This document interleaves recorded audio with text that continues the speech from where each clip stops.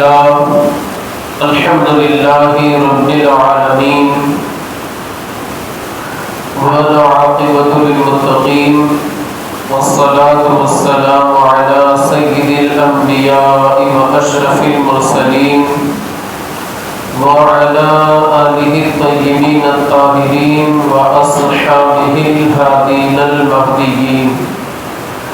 أما بعد فقد قال الله تبارك وتعالى في القرآن المجيد والفرقان الحميد: فأعوذ بالله من الشيطان الرجيم بسم الله الرحمن الرحيم إنما يريد الله ليذهب عنكم الرجس أهل البيت ويطهركم تطهيرا.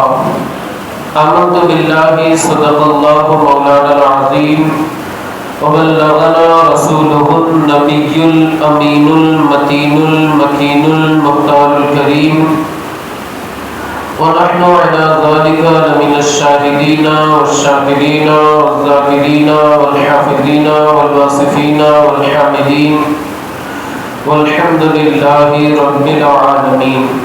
قال الله تعالى في شان حبيبه ونبيه مخبرا وآمرا إن الله وملائكته يصلون على النبي يا أيها الذين آمنوا صلوا عليه وسلموا تسليما. اللهم صل على سيدنا ومولانا محمد معدن الجود والكرم وآله الكرام وأصحابه العظام وابنه الكريم وبارك وسلم. سبحانك لا علم لنا إلا ما علمتنا إنك أنت العليم الحكيم. لا إله إلا أنت سبحانك إني كنت من الظالمين.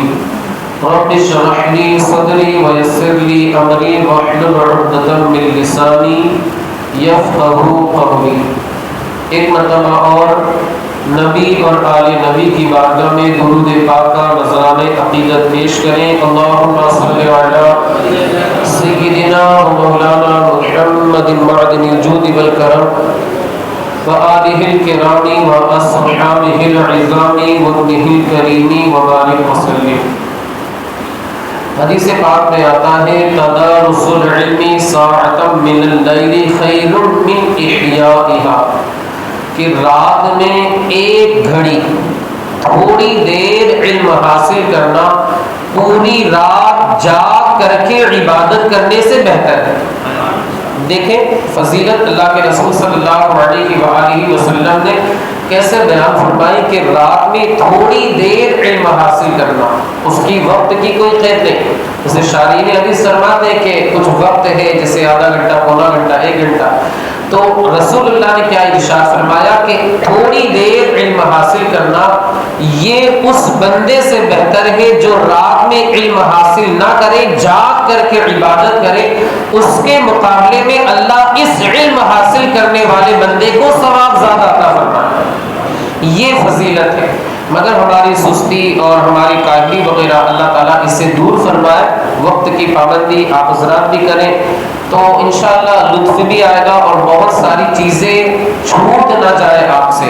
ہم یہ چاہتے ہیں کہ آپ جو باتیں یہاں پر وقت پر آئے سنیں، سیکھیں، گھر والوں کو جا کر کے بتائیں، دوسروں کو جا کر کے بتائیں، اسے اپنی زندگی میں عملی طور پر نافذ کریں. تب ہمیں جا کر کے اس پروگرام کا، اس مجلس کا، اس محفل کا ہمیں کما حق ہو فائدہ اس وقت ہوگا جب ہم اسے اپنی زندگی میں عملی طور پر نافذ کریں گے، اسے عملی جامہ پہنائیں.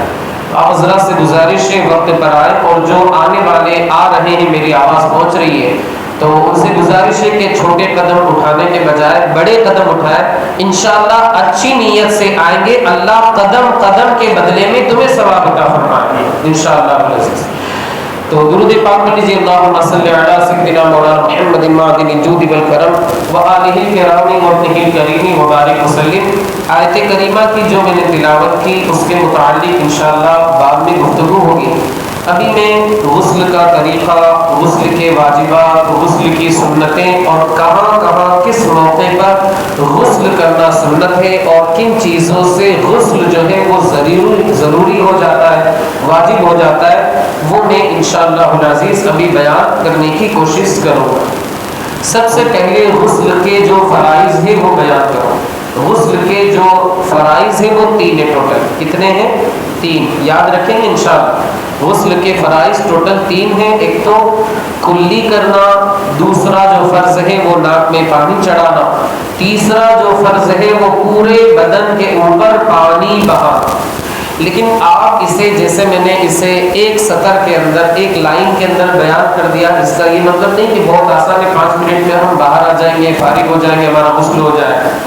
یاد رکھیں کلی کرنے کا مطلب یہ ہے کہ یہ جو داڑھ والا حصہ ہے، چاروں طرف جو دانتوں کے کنارے والا حصہ ہے، مسوڑی جسے کہا جاتا ہے، یعنی ہم جب اپنا منہ بند کرتے ہیں تو کچھ جگہ اندر چلی جاتی ہے اور اس کے اوپر دانت وغیرہ آ جاتے ہیں، ہمارا منہ بند ہو جاتا ہے۔ اب ظاہر سی بات ہے اگر یہاں پر پانی نہیں پہنچا اور وہ حصہ خالی رہ گیا، یا کوئی چیز وہاں پر ایسی ہے جس کی بنیاد پر نیچے جڑ تک پانی نہیں پہنچ سکتا، ایسی صورت میں کلی نہیں ہوگی، یعنی وہ غسل اگر فرض ہے، واجب ہے، تو اس بندے کا غسل نہیں ہوگا۔ جب غسل نہیں ہوگا وہ بندہ مسجد میں نہیں آ سکتا، نماز نہیں پڑھ سکتا، قرآن نہیں پڑھ سکتا، قرآن کو چھو بھی نہیں سکتا، طواف نہیں کر سکتا۔ یہ ساری چیزیں جو اس کے اوپر لازم تھی، یعنی نماز وغیرہ جو اس کے لیے جائز تھا، یہ ساری چیزیں وہ ابھی کے ابھی حرام ہی رہے گی۔ ابھی بندہ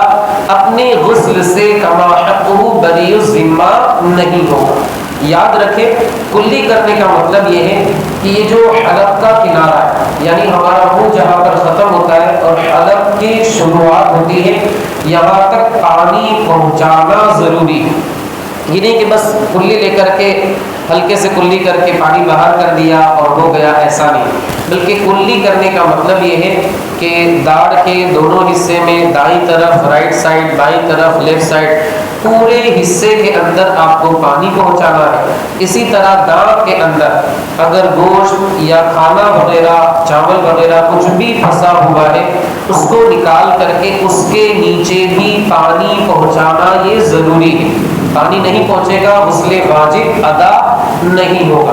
ہاں اگر کوئی بندہ ایسا ہے جس کی پان کی عادت ہے، تمباکو کی عادت ہے، یا خواتین مسی وغیرہ استعمال کرتی ہیں، یہ مرد حضرات پان وغیرہ کھاتے ہیں یا خواتین وغیرہ مسی وغیرہ استعمال کرتے ہیں، اب یہ دونوں چیزیں کثرت استعمال کی وجہ سے، یعنی بہت زیادہ پان کھانے کی وجہ سے، بہت زیادہ مسی استعمال کرنے کی وجہ سے اس کے کچھ ذرات جو ہے وہ دانتوں سے چپک جاتے ہیں۔ اب بہت کوشش کرتا ہے انسان، برش کرتا ہے اور لاکھ جتن کرتا ہے، کوشش کرتا ہے، لیکن اس کے جو دانت ہوتے ہیں وہ نہیں نکلتے۔ جیسے آپ نے بہت سارے حضرات کو دیکھا ہوگا کہ ان کے دانت جو ہے، ان دانتوں کے اوپر لال کلر کے ایسے نشانات آپ کو نظر آئیں گے، دھبے نظر آئیں گے۔ تو بندے نے بہت کوشش کی مگر وہ نشانات نہیں نکلتے، وہ اثرات پان وغیرہ، چونے کے یا تمباکو وغیرہ کے رہتے ہیں۔ اب اگر بندہ اس کو نکالے گا، اس کو تکلیف پہنچے گی، تو ایسی صورت میں حکم یہ ہے کہ اس کو نکالنا ضروری نہیں، اتنی مقدار جو ہے وہ معاف ہو، یعنی ظاہری طور پر کلی کر لے، پان کا وہ حصہ یا مسی وغیرہ جو بالکل چپکی ہوئی ہے اور نکالنے سے نہیں نکلتی اور تکلیف کا اندیشہ ہے، مضرت کا اندیشہ ہے، سخت تکلیف ہوگی، تو پھر اسے نکالنا ضروری نہیں، بس اوپر اوپر پانی بہا۔ اسی طرح کسی بندے کا دانت جو ہے وہ بہت ہلتا ہے، اب اس کے نیچے بھی پانی پہنچانا یہ ضروری نہیں ہے، ویسے تو پانی پہنچ جائے لیکن اسے بتکلف دانت کو ہٹا کر کے پھر نیچے پانی پہنچائے، یہ بندے کے اوپر ضروری نہیں ہے، ویسے پانی تو خود بخود نیچے پہنچ ہی جائے۔ اسی طرح تار وغیرہ اگر باندھے ہیں، کسی کے دانت کے اوپر تار وغیرہ باندھے گئے کہ دانت اندر ہو جائے، تو ظاہر سی بات ہے تار جو بندھے رہتے ہیں اس کے نیچے کچھ حصہ رہ ہی جائے، تو اس بندے کے اوپر ضروری نہیں کہ پورے تار کو کھول کر کے پھر نیچے پانی بہائے، یہ بھی اس بندے کے اوپر ضروری نہیں، کیونکہ اگر یہ تار کھولے گا تو اس سے تار جو ہے وہ نہیں بندھ پائے گا، ڈاکٹر کے پاس جانا پڑے گا، دوسرا خرچہ ہوگا، اور ڈینٹسٹ لوگ تو مطلب کافی پیسے لیتے ہیں، 6,000 7,000 8,000، تو اس تار کو کھولنا اور اس کے نیچے پانی پہنچانا یہ بھی کوئی ضروری نہیں۔ اسی طرح کسی بندے کے چوٹھے، آپ جانتے ہوں گے اللہ رب العزت ہمارے دانتوں کی حفاظت فرمائے، بہت اہم نعمت ہے یہ، جس کے دانت نہیں اسے آپ جا کر کے پوچھیں کہ تکلیف کتنی ہوتی ہے دانتوں کے بغیر۔ جو قدرتی چیز رہتی ہے وہ قدرتی رہتی ہے، اور جو آرٹیفیشیل رہتی ہے آرٹیفیشیل۔ آپ کو اس کے فوائد تو نظر آتے ہی ہوں گے۔ میں عرض کر رہا تھا کہ اگر کسی کے آرٹیفیشیل دانت ہیں جسے ہم چوٹھا کہتے ہیں، تو اسے نکال کر کے پھر اس کے نیچے پانی پہنچانا تو یہ بھی کوئی ضروری نہیں ہے۔ یاد رکھیں کہ دانتوں کے اندرونی حصے میں یعنی جڑ کے نیچے پانی پہنچانا یہ کوئی ضروری نہیں، کیونکہ یہ انسان کے بس سے باہر ہے۔ اب وہ ایسا تو کر نہیں سکتا کہ جو اوریجنل دانت ہیں انہیں نکال کر کے پھر پانی پہنچائے پھر واپس دانت لگائے۔ اگر ایسا کرنے جائے گا تو دوسری مرتبہ دانت ہرگز نہیں لگیں، اس بندے کا انتقال ہو جائے گا لیکن دانت نہیں لگیں۔ یہ اللہ کی نعمت ہے، اللہ اس کی حفاظت فرمائے، لیکن اس کی جڑ تک پانی پہنچانا ضروری نہیں۔ البتہ اگر کوئی چیز جو اس کے کنارے دو دانتوں کے بیچ میں جیسے گوشت وغیرہ کبھی کبھی پھنس جاتا ہے، یا چاول کا دانہ یا کوئی بھی کھانے کی چیز، جیسے آپ کوئی چھلکے والی چیز کھائیں جیسے بادام کھائیں اور کوئی بھی چھلکے والی چیز سینگ دانے وغیرہ جو ہوتے ہیں وہ آپ کھائیں، تو اس کے ذرات دو دانتوں کے بیچ میں پھنس جاتے ہیں، تو اسے نکال کر کے اس حصے میں پانی پہنچانا جو ہے وہ ضروری۔ یہ ہو گیا کلی۔ دوسرا جو فرض ہے وہ ناک کے نرم حصے تک۔ دیکھیں آپ ناک دبائیں گے تو یہاں تک آپ کا نرم حصہ رہے گا، اس کے بعد سے پھر یہ سخت حصہ شروع ہو جائے گا۔ سمجھ لیجیے سمندر ہے اور یہاں سے پھر وہ خشکی شروع ہو جاتی ہے، تو یہاں تک آپ کو پانی پہنچانا جو ہے وہ فرض ہے۔ اب اندر اگر ریٹھ وغیرہ ہے تو اسے بھی صاف کر کے چمڑی تک پانی پہنچانا ضروری ہے، اور اگر بال وغیرہ ہے تو بالوں تک بھی پانی پہنچانا ضروری۔ ویسے یاد رکھیں کہ ناک کے جو بال ہیں اسے کاٹ دینا چاہیے، ورنہ بسا اوقات ایسا ہوتا ہے کہ کسی سے ملاقات کر رہے ہیں اور اس کے ناک کے بال بھی باہر نکل کر کے ان سے ملاقات کر رہے ہوں، مطلب صاف پتہ چلتا ہے کہ ان کے ناک کے بال جو ہے وہ بہت بڑے، اور وہ خود باہر آ کر کے کہہ رہے ہیں کہ یہ جو شخص ہے اس سے کہو کہ ہمیں جلدی سے کاٹے، ہم بہت بڑے ہو گئے۔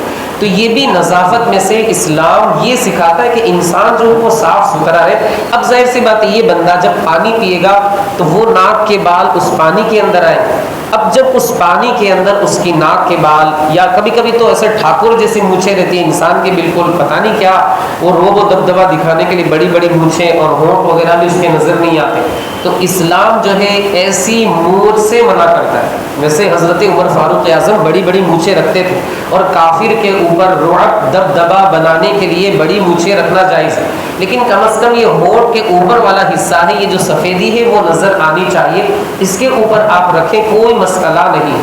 شریعت یہ کہتی ہے، یہ انبیاء کرام کی سنت مبارکہ بھی ہے، مونچھیں تراشنا اور داڑھی کو بڑھانا اور بغل کے بال کاٹنا، منہ زیر ناف کاٹنا اور اسی طرح ناخن وغیرہ کاٹنا، یہ ساری کے ساری چیزیں انبیاء کرام ہمارے آقا و مولا حضور تاجدار مدینہ کی سنت مبارکہ ہے۔ آپ مونچھیں بڑھائیں اور کفار پر رعب دبدبے کی نیت سے، ورنہ سنت طریقہ تو یہ ہے کہ مونچھوں کو پست رکھا جائے، داڑھیوں کو بڑھایا جائے۔ آج ہماری قوم کا حال یہ ہو گیا ہے کہ اگر سرکاری نوکری ہے یا ایسے علاقے میں نوکری جہاں کافروں کا غلبہ زیادہ ہے تو مونچھ بڑھائیں گے لیکن داڑھی کو نہیں بڑھائیں، یعنی 1400 سال سے جو سنت چلی آ رہی تھی ہم نے چند لوگوں کی خوشنودی حاصل کرنے کے لیے اسے چھوڑ دیا اور لوگوں کا جو طریقہ تھا اسے اپنا لیا۔ تو خدا را داڑھی کو بڑھائے، مونچھ کو بہت زیادہ بڑھانے کی ضرورت نہیں۔ تو میں عرض کر رہا تھا کہ ناک کے بال اگر نکلے ہوئے تو اسے کاٹ دیں، اگر خود سے نہیں کٹتے تو حجام وغیرہ سے کٹوا لیں، کیونکہ اس کی وجہ سے وہ بال جو ہے پانی کے اندر جائیں گے، آپ پانی پئیں گے یا کچھ بھی کھائیں گے اور وہ پانی جو ہے وہ مکروہ ہو جائے۔ کیا انسان یہ گوارا کرتا ہے کہ مکروہ پانی اپنے پیٹ کے اندر ڈالے؟ ہرگز یہ بندہ گوارا نہیں کرتا۔ اب جب مکروہ پانی پینا وہ گوارا نہیں کرتا تو اسے چاہیے کہ وہ اپنی بڑی بڑی مونچھوں والا، بڑی بڑی ناک کے بالوں والا مکروہ چہرہ بھی دوسروں کے سامنے نہ دکھائے. یعنی میرے عرض کرنے کا مقصد یہ ہے کہ اپنے چہرے کو اچھا رکھے, کسی کو نفرت نہ ہو. یعنی ہماری آنکھوں میں آنکھیں ڈال کر کے وہ بندہ بات کرے, یہ نہیں کہ ہمیں دیکھ نہیں رہا ہے بس نظر گھما کر کے بات کر رہا ہے. ہمیں بھی احساس تو اس کا ہو جائے گا کہ کچھ نہ کچھ تو ہے, کہ ہماری جانب بھی نہیں دیکھ رہا ہے, کچھ تو ہے. تو ہمیں چاہیے کہ ہم اپنے چہرے کو صاف رکھیں تاکہ بندے کے دل میں ہمارے تعلق سے عظمت پیدا ہو اور بندہ ہمارا احترام کرے. یہ ہمارے نبی صلی اللہ علیہ وآلہ وسلم نے ہمیں سکھایا. تو ناک کے بالوں کو تر کرنا یہ کیا ہے, تھوڑے موڑے بال تو اندر رہیں گے, بڑے اگر ہو گئے تو اسے آپ کاٹ دیں, لیکن یاد رکھیں اسے نہ اکھاڑیں. یعنی اکھاڑنا نہیں, ورنہ تو اس سے بیماری ہونے کا اندیشہ ہے. البتہ بغل کے جو بال ہے اسے اکھاڑنا سنت ہے. بغل کے جو بال ہیں اسے اکھاڑنا کیا ہے, یہ سنت ہے. اور اگر بندے کو تکلیف ہوتی ہے, جیسے کھینچیں گے تو ظاہر سی بات ہے تکلیف ہوگی, کوئی مسئلہ نہیں ہے. جو اس کی مشین آتی ہے اس کے ذریعے آپ بالوں کو تراش سکتے, یا پھر وہ صابن وغیرہ آتا ہے یا کچھ کریم وغیرہ آتا ہے, وہ سارے کے سارے آپ استعمال کر سکتے ہیں. شریعت اس کی مکمل طریقے سے اجازت دیتی. ناک کے اندر اگر کچھ رینٹ وغیرہ ہے تو اسے پاک کر کے چمڑی تک پانی پہنچانا کیا ہے, یہ ضروری ہے. ان نرم حصے تک, کڑک حصے تک, بہت اوپر تک آپ کو پانی نہیں پہنچانا. یاد رکھیں وضو کا جو طریقہ ہے اس میں بھی 3 مرتبہ استنشاق یعنی ناک کے اندر پانی چڑھانا کیا ہے, یہ سنت مبارکہ ہے. دیکھیے ہمارا کیا ہو گیا ہے کہ ہم سائنس کے پیچھے بھاگتے ہیں. خدا کی قسم آپ سنت رسول اللہ کو اپنا لے, سائنس خود بخود ہمارے پیچھے آ جائے. ہم جو ہے ہمارے نبی کی سنتوں کو چھوڑ کر کے سائنس کے پیچھے جاتے ہیں. ہم اگر نبی کی سنتوں کو اپنا لے, سائنس خود بخود گھٹنے ٹیک کر کے ہمارے پیچھے آ جائے. سائنٹسٹ لوگوں نے اس پر سرچ کیا کہ اگر روزانہ بندہ یہ عمل 5 مرتبہ کرتا ہے, یعنی اپنی ناک کو صاف کرتا ہے, تو ناک کے کینسر سے وہ بندہ محفوظ رہے. آپ دیکھیں ہمارے نبی کے طریقے کو ہم نے چھوڑا اور دنیا کا جو طریقہ تھا اسے اپنا لیا. اسی طرح اور میں نے کلی کے بارے میں بتایا, تو اگر بندے کا روزہ نہ ہو, علماء فرماتے ہیں کہ اس کے لیے بہتر ہے کہ وہ غرارہ کر لے. غرارہ گلے میں پانی ڈال کر کے گلے کی صفائی کرے. اور اگر اس کا روزہ نہیں ہے تو وضو میں بھی اس کے لیے یہ عمل کرنا مستحب ہے. اس کے تعلق سے بھی سائنس نے ریسرچ کیا تو وہ اس نتیجے پر پہنچی کہ اگر بندہ 5 مرتبہ گلے کا غرارہ کرتا ہے, اللہ رب العزت, یعنی سائنس لوگوں نے کہا, ہم ظاہر سی بات ہے بیماری موت ساری چیزیں اللہ کے ہاتھ میں, تو ہم اپنے اعتبار سے کہتے ہیں کہ سائنس اس نتیجے پر پہنچی کہ اگر بندہ 5 مرتبہ گلے کا غرارہ کر لیتا ہے ٹونسل سے بھی محفوظ رہے گا اور گلے کے کینسر سے بھی وہ بندہ محفوظ رہے گا.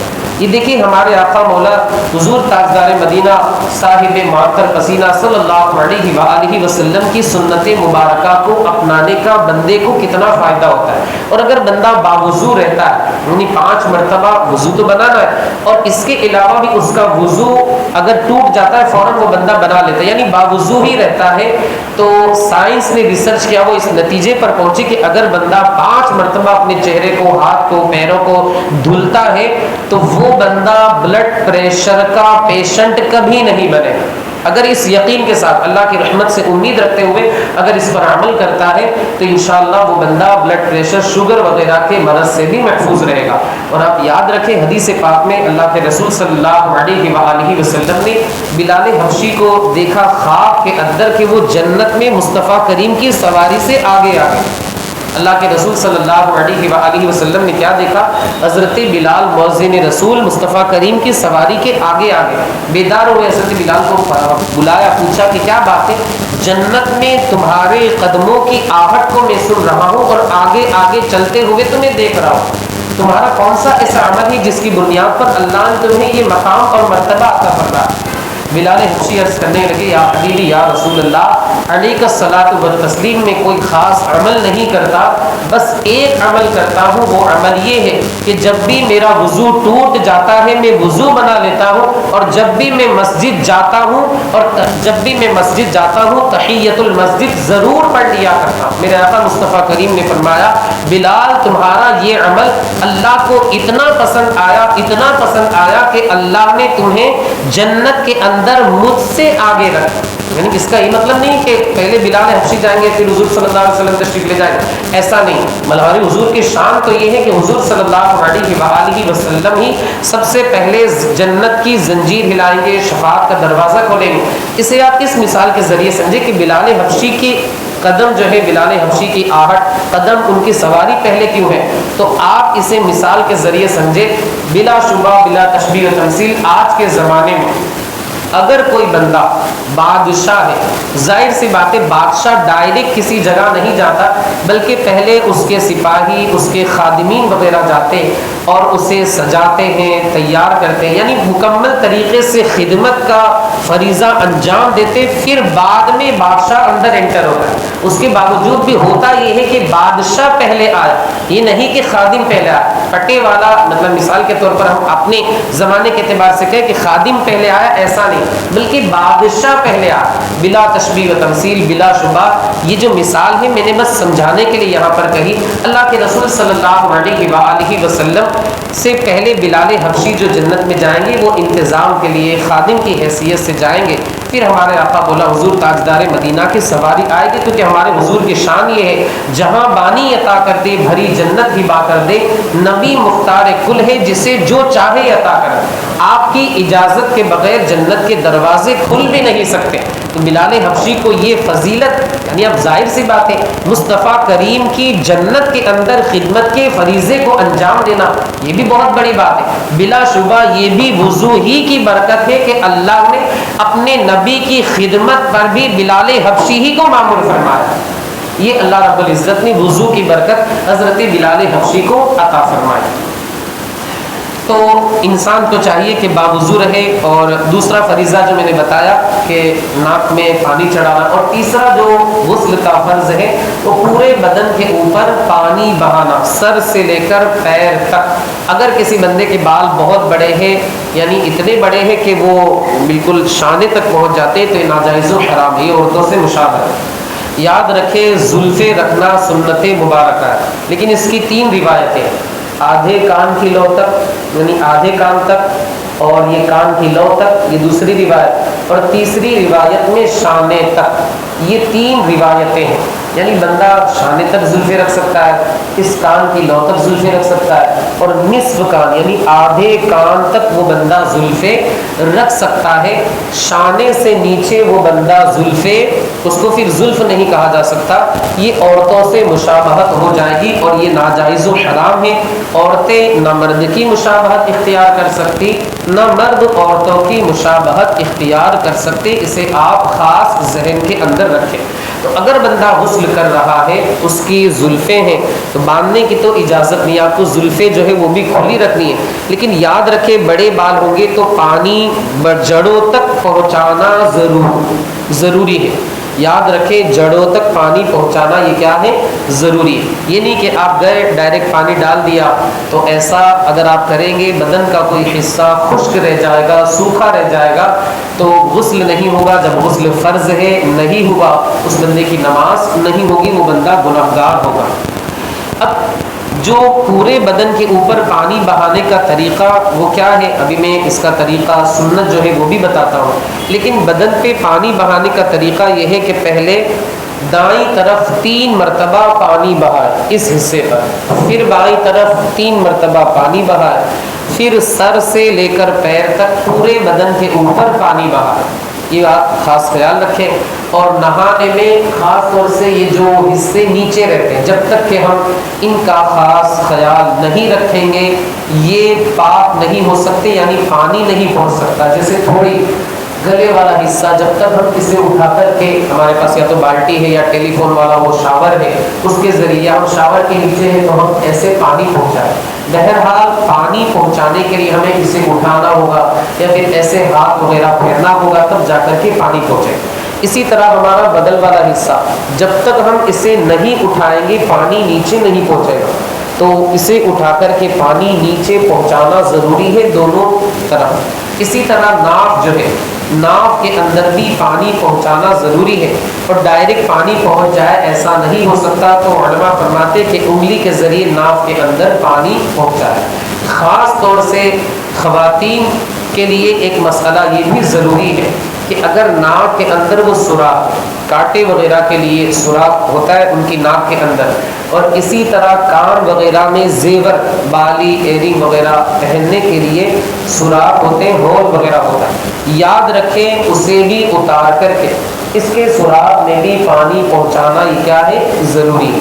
اگر وہ بہت تنگ ہے یعنی بہت چھوٹا ہے تو اسے حرکت دینی ہوگی، لیکن اگر بہت تنگ نہیں ہے بلکہ کشادہ ہے تو پانی آسانی کے ساتھ پہنچ جائے گا، تھوڑا سا کشادہ کریں گے پانی پہنچ جائے۔ اسی طرح ناک میں کانٹا پہنا ہے، اسے اتار کر کے ناک کے سوراخ میں بھی پانی پہنچانا کیا ہے؟ یہ ضروری ہے۔ اسی طرح بدن کے دوسرے تمام حصے جیسے پیٹھ ہے، پیٹ ہے، پورے بدن کے اوپر، اب اسلام یہ نہیں کہتا کہ آپ شاوری سے نہ، شاور تو 200-300 سال کی ایجاد ہے یا 100 سال بہت، بالٹی سے بھی آپ مگا وغیرہ، چمبو جسے کہا جاتا ہے، اسے لے کر کے نہا سکتے، لیکن اس میں بھی خاص خیال رکھیں اگر غسل فرض ہے تو پہلے ہاتھ کو آپ دھل لیں، بغیر دھوئے ہوئے آپ نے بالٹی کے اندر ہاتھ ڈال دیا، وہ پانی مستعمل ہو گیا بلکہ ناپاک ہو۔ اگر بندے پر غسل فرض ہے، ہاتھ دھوئے بغیر اس نے بالٹی کے اندر ہاتھ ڈال دیا، وہ پانی ناپاک ہو گیا، اب اس سے وہ بندہ غسل نہیں کر سکتا، اس کا خاص خیال رکھنا کیا ہے؟ ضروری ہے۔ تو پہلے ہاتھ دھلے، جہاں تک آپ نے ہاتھ دھلا اس کے ذریعے آپ بالٹی میں ہاتھ ڈال سکتے ہیں، مگے وغیرہ سے پھر لے کر کے اپنے پورے بدن کے اوپر پانی کو بہانا ہے۔ لیکن یہ بھی پھر یاد رکھیں کہ باتھ روم وغیرہ اگر شارٹ ہے، چھوٹا ہے، آپ بالٹی سے تھوڑا دور ہی بیٹھیں، اس لیے کہ آپ پانی لے کر کے سر کے اوپر ڈالیں گے تو ظاہر سی بات ہے قطرے ایسا تو نہیں کہ ڈائریکٹ نیچے آ جائے، اگر آپ اس طرح پانی بہائیں گے تو کچھ قطرے اڑ کر کے بالٹی میں بھی جائیں گے، یقیناً جائیں گے۔ تو اس کا آپ خاص خیال رکھیں کہ اگر وہ قطرے بالٹی کے اندر گئے وہ پانی نجس ہو جائے گا، ناپاک ہو جائے گا، اس کا خاص خیال رکھنا ضروری۔ دیکھیں ایسا ہوتا ہے اکثر و بیشتر بہت سارے لوگوں کا غسل نہیں ہوتا، میں نے اس دن بھی بتایا تھا 2 ریزن ہوتے ہیں، ایک تو غسل جنابت صحیح طریقے سے لوگ نہیں کرتی یعنی وہ ناپاکی کی حالت میں رہتے، اسی طرح گھر کی جو خواتین رہتی ہیں وہ کھڑے کھڑے کنگھی کرتی ہے اور کنگھی میں جو بال نکلتے ہیں سر کے بال وہ ایک طرف جا کر کے جمع ہوتے رہتے یعنی اکثر و بیشتر الماری وغیرہ آپ صاف کرنے کے لیے نکالیں تو نیچے آپ کو بال اکثر و بیشتر عورتوں کے سر کے بال آپ کو نظر آئے۔ اب 15 دن ہو گئے، 20 دن ہو گئے، مہینہ ہو گیا، دوڑے ہوئے امام صاحب کے پاس آئے، مولانا صاحب کے پاس آئے، عالم صاحب کے پاس آئے، حافظ صاحب کے پاس آئے، قاری صاحب کے پاس آئے، کہنے لگے حضرت ہمارے گھر میں جادو ہو گیا۔ بولے کیا ہوا؟ حضرت یہ ہے وہ ہے فلاں علم کا۔ اب چیک کیا تو واقعی نکلا کہ بھائی کچھ خبیث ہے، جنات وغیرہ کا اثر ہے۔ تو دیکھیے یہ خود انسان کے ہاتھوں کی وجہ سے ہوا ہے، یعنی خود اس کے عمل کی وجہ سے ہوا ہے۔ کیوں؟ ایک تو اس نے غسل کیا مگر وہ پاک نہیں ہوا، وہ بندہ غسل اس نے کیا وہ پاک نہیں ہوا، وہ ناپاک ہی ہے۔ اب ناپاک گھر کے اندر یعنی جس گھر میں اگر کوئی بندہ پاک ہی نہ ہو بلکہ ناپاک ہو تو اس گھر میں کون آئے گا؟ پاک آئے گا یا ناپاک آئے گا؟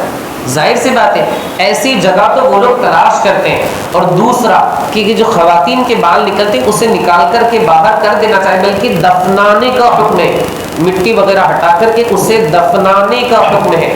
تو اس کا بھی خیال رکھنا ضروری کہ بال جو ہے اکٹھا نہیں کرنے، کیونکہ بال کے اوپر بھی جادو بہت جلدی ہوتا ہے اور بال دیکھ کر کے بھی یہ جنات خبیث وغیرہ کا بسیرا ہوتا ہے۔ تو ان دونوں باتوں کا خاص خیال رکھنا ضروری ہے کہ انسان جو ہے غسل کرے تو وہ مکمل طریقے سے پاکی حاصل کرے۔ یہ جو میں نے بغل والی بات بتائی کتابوں میں لکھا ہے بہار شریف وغیرہ میں، اور بھی انسان کے بدن کے دوسرے جو حصے پارٹس آف باڈی، تو اسی پر آپ قیاس کریں، بہت سارے انسان کے حصے بتانے کی ضرورت نہیں، آپ حضرات جانتے ہیں سمجھتے ہیں، اشارہ کافی ہے کہ جب تک ہم اس حصے کو اٹھا کر کے نہیں دھوئیں گے نیچے پانی نہیں پہنچے گا۔ میرے حساب سے آپ حضرات سمجھ گئے ہو، بہت سارے انسان خواتین کے بھی اور اسی طرح مرد حضرات کے بھی حصے بدن کے رہتے ہیں کہ جب تک ہم اسے اٹھا کر کے نہیں دھوئیں گے پانی نیچے نہیں پہنچے گا۔ یاد رکھیں ایک بال کے برابر میں کوئی حصہ خشک رہ جاتا ہے، سوکھا رہ جاتا ہے تو بندے کا غسل نہیں ہوگا۔ جب غسل نہیں ہوگا وہ نماز نہیں پڑھ سکتا، مسجد نہیں جا سکتا، وہ ساری چیزیں میں آپ کو جو میں نے بتائی۔ اب جو پٹی جیسے مثال کے طور پر کہ بندے کو بہت زخم لگا ہے، اس کے اوپر پٹی وغیرہ بندھی ہے، یہ بندہ اگر پانی بہائے گا تو ظاہر سی بات ہے اس کو تکلیف ہوگی، مرض بھی اچھا نہیں ہوگا جلدی، وہ جو تکلیف ہے دور نہیں ہوگی بلکہ اور بڑھ جائے گا۔ تو شریعت آسان، شریعت جو ہے وہ آسان ہے، آسانی کا حکم دیتی ہے۔ قرآن مقدس میں وما جعل علیکم فی الدین من حرج، اللہ تعالیٰ دین میں کوئی حرج اللہ رب العزت نے نہیں رکھی۔ انما یرید اللہ، قرآن مقدس میں یرید اللہ بکم اليسر ولا یرید بکم العسر، اللہ تمہارے ساتھ آسانی کا معاملہ چاہتا ہے، اللہ دشواری کا معاملہ نہیں چاہتا۔ تو ضروری نہیں کہ اس پٹی کے اوپر ہٹا کر کے نیچے زخم پر پانی بہائے اور اپنی تکلیف کو بڑھائے، نہیں۔ شریعت یہ کہتی ہے کہ اگر وہ پٹی پہ پانی بہائے گا، پانی پہنچائے گا تو پٹی کھل جائے گی اور مرض جو ہے، تکلیف ہے، زخم ہے، اس میں اور تکلیف ہوگی۔ شریعت کہتی ہے گیلے ہاتھ کو اس پر پھیر، شریعت کیا کہتی ہے؟ گیلا ہاتھ اس کے اوپر پھیر۔ اب اگر یہ بھی نقصان دہ ہے تو پھر شریعت یہ کہتی ہے کہ کوئی بات نہیں، مسا کر دیں۔ دیکھیے گیلا ہاتھ یہ ہے کہ یہ پانی لے کر کے آپ نے پھیرا، اور مسا یہ ہے کہ اگرچہ پانی نہیں ہے، آپ کا ہاتھ تھوڑا موڑا گیلا ہے، وہ آپ اس پٹی کے اوپر پھیر دیں گے، یہ آپ کے لیے کافی ہو جائے گا، آپ کا غسل ہو جائے گا۔ لیکن اتنا بھی بندے کے اوپر کرنا ضروری ہے۔ اچھا، ہو سکتا ہے سوال آپ کے ذہن میں آتا ہو کہ جیسے زخم اتنا سا ہے، اب جو پٹی ہے وہ اتنی بڑی ہے، تو شریعت نے یہ حکم دیا ہے کہ اگر وہ پٹی کھولے گا تو ایسی پٹی، ظاہر سی بات ہے اس میں ہوا لگ گئی ایک مرتبہ، پھر وہ کام کی نہیں رہی، وہ بندہ نہیں باندھ پائے گا، اسے تکلیف ہوگی، باہر جانا پڑے گا۔ تو شریعت یہ کہتی ہے کہ کوئی بات نہیں، بڑی پٹی ہے، آپ پوری پٹی کے اوپر مسا کر دے، کوئی بات نہیں، چل جائے۔ یہ نہیں کہ دونوں طرف سے کینچی سے کاٹ دے، اسے چھوٹا بنا دے، یا پٹی ہٹا کر کے نیچے پانی لگائے پھر واپس پٹی باندھ دے، لگا دے۔ شریعت اتنے تکلفات کا حکم نہیں دیتی، پوری پٹی کے اوپر آپ مسا کر لیجئے، آپ کا غسل جو ہے وہ ہو جائے۔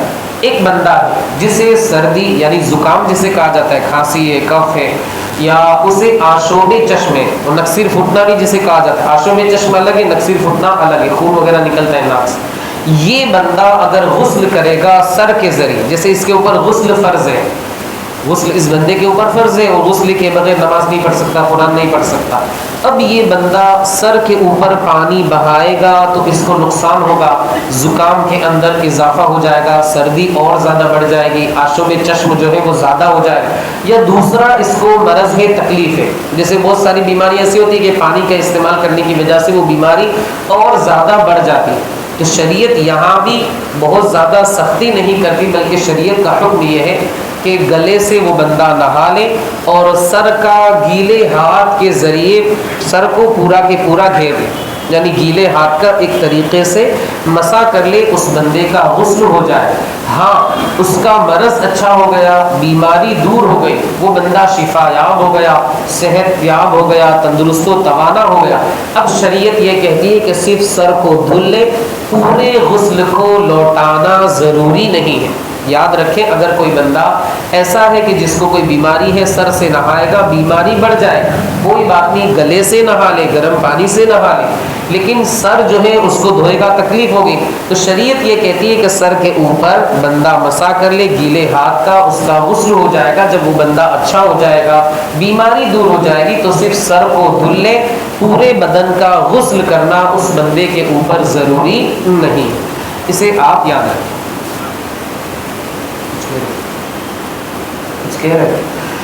دیکھیے اب اس کی جو سنتیں ہیں اور سنت طریقہ دونوں ساتھ میں آ جائیں۔ سنت یہ ہے کہ دونوں ہاتھوں کو 3 مرتبہ گٹوں تک، یعنی یہاں تک 3 مرتبہ ہمیں اچھے سے دھلنا ہے۔ 3 مرتبہ دھونے کے بعد ہمیں استنجا کی جگہ کو دھلنا ہے، چاہے وہاں پر استنجا ہو یا استنجا نہ ہو، اسے دھلنا ہے۔ پھر اس کے بعد جہاں جہاں بدن کے اوپر نجاست لگی ہے اسے دھلنا ہے۔ یہ ہو گیا، پہلے دونوں ہاتھوں کو گٹوں تک دھونا ہے 3 مرتبہ، پھر استنجا کی جگہ کو دھونا ہے یعنی پرائیویٹ پارٹ، پھر اس کے بعد بدن پہ اگر کہیں نجاست لگی ہے اسے دھلنا ہے۔ پھر ہم جس طرح وضو نماز کے لیے کرتے ہیں، جس طرح ہم نماز کے لیے وضو بناتے ہیں، اس طرح ہمیں وضو بنانا ہے۔ لیکن وہ باتھ روم ایسا ہے جہاں پر پانی جمع ہوتا ہے، پانی چلا نہیں جاتا بلکہ جمع ہوتا ہے، پھر دھیرے دھیرے دھیرے دھیرے جاتا ہے، تو ایسی جگہ ہم پیر کو دھلنا موقوف رکھیں، یعنی پیر فوراً نہیں دھلیں گے، پیر کو دھونا باقی رکھیں۔ باقی سر کا مسا کر لیں گے، ہاتھ دھل لیں گے، چہرہ دھل لیں گے۔ پانی اگر جمع ہوتا ہے تو وہاں پر ہم پیر نہیں دھلیں۔ ہاں اگر ہم تخت وغیرہ پر بیٹھ کر کے یا بڑا سا ٹب ہے اس میں بیٹھ کر کے ہم اگر غسل کر رہے ہیں تو پیر دھل لیں گے، بعد میں پیر دھلیں گے ایسا نہیں، بلکہ اسی وقت ہم پیر دھل لیں۔ وضو بنانے کے بعد پھر ہم تیل کی طرح پورے بدن کے اوپر پانی کو مل لیں، جس طرح ہم تیل کو یوں کر کے ملتے ہیں، تو اسی طرح پانی ایک طرف سے جیسے ہم بہائیں اور اس طرح ہم پورے بدن کے اوپر تیل کی طرح پانی ملیں۔ اس کا فائدہ یہ ہوگا کہ بدن کا کوئی حصہ سوکھا نہیں رہے گا، بلکہ انشاءاللہ بدن کے ہر حصے کے اوپر پانی بہہ جائے۔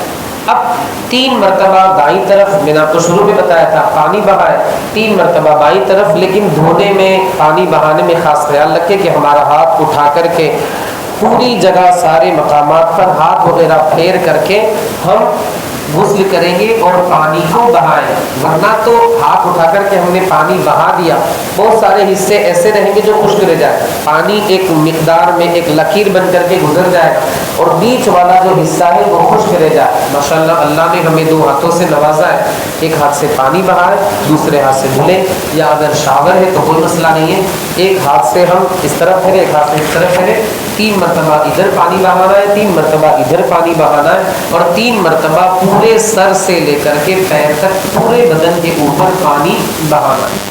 یاد رکھیں کہ نہاتے وقت اگر ہم برہنہ غسل کر رہے ہیں تو قبلہ رخ نہ ہو، یہ بات آپ یاد رکھیں۔ ویسے بھی استنجا کے وقت بھی اور اسی طرح غسل کے وقت بھی ہمیں قبلہ رخ یعنی قبلے کی طرف نہ تو چہرہ کرنا ہے نہ قبلے کی طرف ہمیں پیٹھ کرنی ہے، یہ دونوں چیزیں کیا ہے؟ مکروہ تحریمی ہے، یعنی مکروہ تحریمی کا جو حکم ہوتا ہے وہ حرام کے قریب ہوتا ہے، اسے آپ خاص یاد رکھیں، اس کا خاص خیال رکھیں۔ البتہ وضو بناتے وقت قبلے کی جانب چہرہ کرنا یہ کیا ہے؟ سنت ہے، یاد رکھیں، کیونکہ اس وقت تو ہمارے پورے کپڑے رہتے ہیں، لیکن غسل کے وقت اور استنجا کے وقت قبلے کی جانب چہرہ کرنا، اسی طرح قبلے کی جانب پیٹھ کرنا یہ کیا ہے؟ مکروہ تحریمی یعنی حرام کے قریب۔ گھروں میں جیسے نئے گھر بنتے ہیں ویسے تو خیال رکھتے ہیں، لیکن اگر کبھی ایسا ہو جائے کہ اس ٹب کا رخ جو ہے وہ قبلے کی جانب ہے تو اسے آپ تڑوا کر کے پھیر دیں،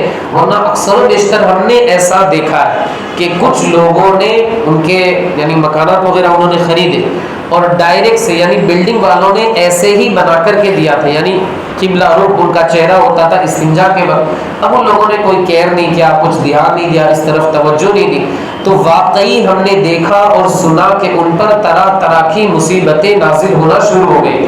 کسی سے پوچھا اور یہ بھی بتایا کہ بھائی ہمارے یہاں جو باتھ روم کی پوزیشن ہے وہ اس طرف ہے، وہ قبلے کی دشا میں ہے، کعبے کی طرف ہے، تو پھر ان سے کہا گیا، عالم صاحب نے مشورہ دیا کہ آپ اس کا رخ دوسری طرف پھیر دیں، ان لوگوں نے رخ پھیر دیا، اللہ رب العزت کی جانب سے ان لوگوں کے اوپر آسانیاں نازل ہونے لگی اور جو مصیبتیں تھیں وہ لوگوں نے دیکھا کہ واقعی وہ مصیبتیں دور ہونے لگی، تو اس کا بھی خاص خیال رکھنا ضروری۔ ویسے تو نئے کنسٹرکشن میں ایسا نہیں ہوتا اگر وہ مسلمان ہے، لیکن غیر مسلم کا گھر خریدتے ہیں یا کوئی غیر مسلم بلڈر ہے تو وہ خیال نہیں رکھے گا، ظاہر سی بات ہے، تو ہمیں اس کا خاص خیال رکھنا ضروری۔ اگر ایسا کوئی موقع آتا ہے تو آپ فوراً اس کا رخ جو ہے وہ پھیر دیں، قبلے کی جانب سے دوسری جانب پھیر دیں۔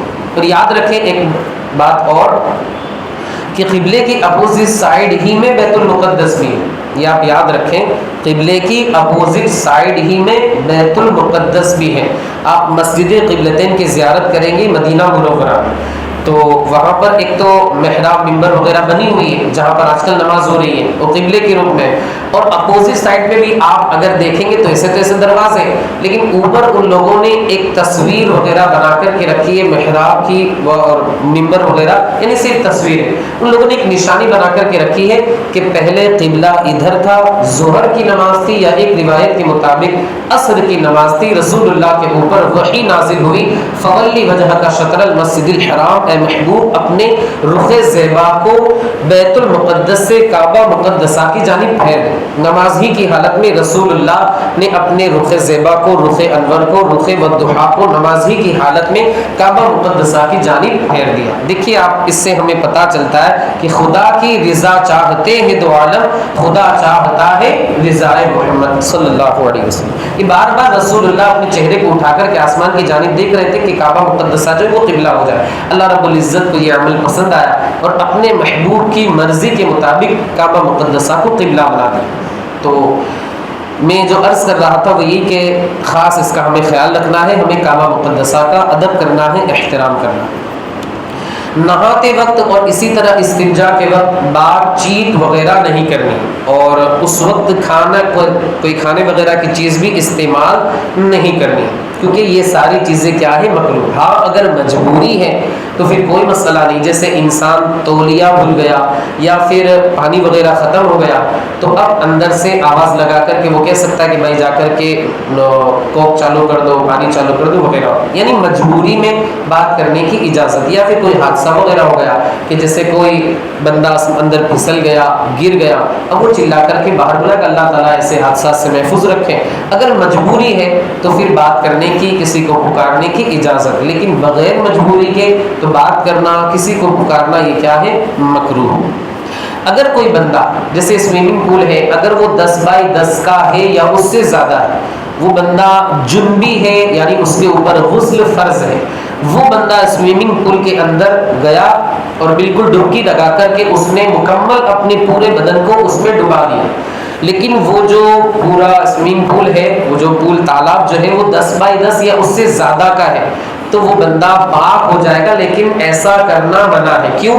کیونکہ پانی میں کوئی فرق نہیں پڑے گا، کیونکہ وہ 10x10 یا اس سے زیادہ کا ہے، لیکن لوگ اس کو استعمال کرتے ہیں. لوگوں کو جب پتہ چلے گا تو ان کو کراہت آئے گی، ان کو گھن آئے گی، ان کو چڑ لگے گی. تو وہ کام جس سے دوسرے بندے کو کراہت آئے، گھن آئے، ایسا کام کرنا منع ہے. اسی طرح بہت سارے حضرات کو مسجدوں کے اندر بھی دیکھا گیا ہے کہ جو حوض ہوتا ہے، اب آپ وضو بنائیں گے، کچھ قطرے اگر جا رہے اتفاقاً آپ کے وضو کے کوئی مسئلہ نہیں، وہ پاک ہے، کوئی مسئلہ نہیں، لیکن بہت سارے حضرات کو تو اندر مسواک کو بھی دھلتے ہوئے دیکھا ہے.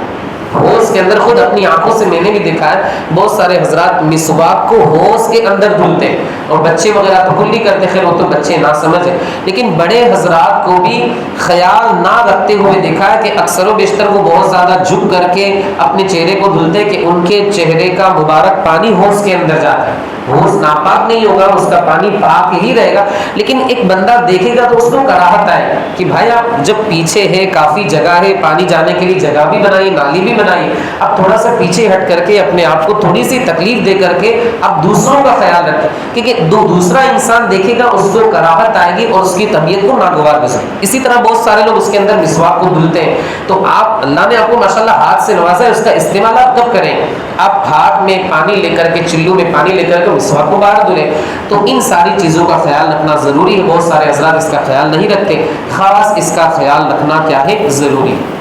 اگر بہتا پانی ہے اور وہ پاک ہے، جیسے کہیں بہت صاف و شفاف پانی ہے، ایک طرف سے آ رہا ہے دوسری طرف جا رہا ہے، بندہ اس میں ڈوب گیا، ڈبکی لگا لی اور پورے بدن کے اوپر پانی پہنچ گیا، تو وہ بندہ پاک ہو جائے گا، اس کا غسل ہو جائے. اب کلی اور ناک میں پانی چڑھانا تو یہ بعد میں بندہ کر لے گا، اور اس میں پھر اپنے آپ کو حرکت دینا بھی ضروری نہیں، بس اس کے بدن کے اوپر پانی پہنچ گیا وہ بندہ پاک ہو جائے. اس کا بھی خاص خیال رکھنا ضروری. اسی طرح وضو اور غسل کے اندر کوئی مقدار نہیں کہ آپ کو یعنی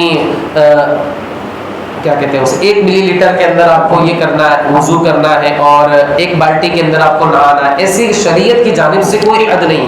آپ کو جتنے پانی کی ضرورت ہے اتنا آپ استعمال کریں. کیوں؟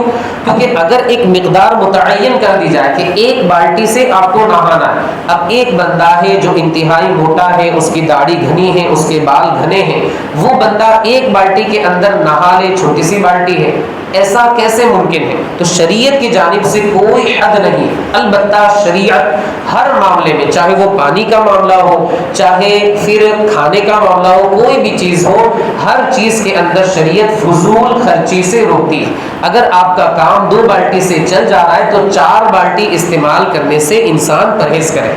اگر انسان کا کام 2 بالٹی سے چل جا رہا ہے تو 4-5 بالٹی انسان استعمال کرنے سے پرہیز کرے. ویسے تو گھر میں اکثر ایسا نہیں ہوتا، لیکن جب انسان باہر جاتا ہے جہاں اپنا کچھ نہیں ہوتا، دوسرے کا سب کچھ ہوتا ہے، اور پانی بہت فورس کے ساتھ آ رہا ہے تو بندے کو اچھا لگتا ہے. اب وہ بندہ 2 بالٹی کے بجائے 4 بالٹی 5 بالٹی ایک اندازے کے مطابق استعمال کر لیتا ہے. بہرحال دوسرے کا سامان ہو یا اپنا سامان، جواب تو اللہ کی بارگاہ میں دینا ہی دینا ہے. فضول خرچی اگر بندہ کر رہا ہے چاہے مال میں ہو، کھانے میں ہو، پانی میں ہو، کسی بھی چیز میں ہو، تو اللہ رب العزت قرآن مقدس میں ارشاد بھی فرماتا ہے ان المبذرین کانوا اخوان الشیاطین، فضول خرچی کرنے والے جو ہے وہ کیا ہے؟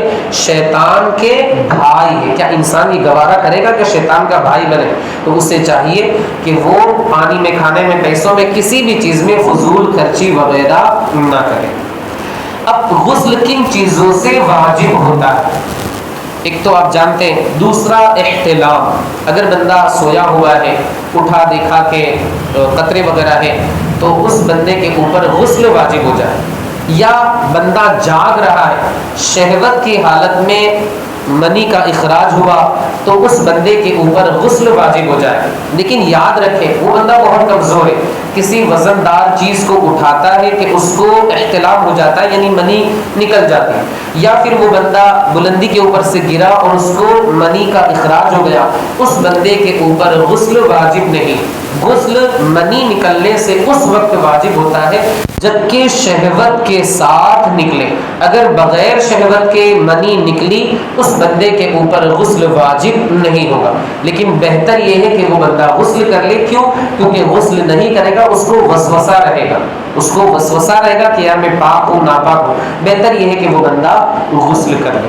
شہوت کے ساتھ منی کا نکلنا، احتلام، اور اسی طرح حیض و نفاس کی جو مدت تھی وہ ختم ہو گئی۔ جیسے کسی خاتون کی مدت 7 دن، کسی کی 8 دن، کسی کی 10 دن، وہ ختم ہو گئی، فوراً اس بندی کے اوپر غسل واجب ہو جائے گا۔ اگر تاخیر کرے گی، نماز کا وقت نکل جائے گا تو نماز قضا کرنے کی بنیاد پر وہ گناہ گار ہو۔ اسی طرح نفاس، بچہ پیدا ہونے کے بعد جو خون آتا ہے اس کی مدت ختم ہو گئی، فوراً اس کے اوپر غسل کرنا واجب، اور وہ نماز کا وقت چل رہا ہے تو اس کے اوپر اس نماز کا پڑھنا بھی ضروری ہوگا۔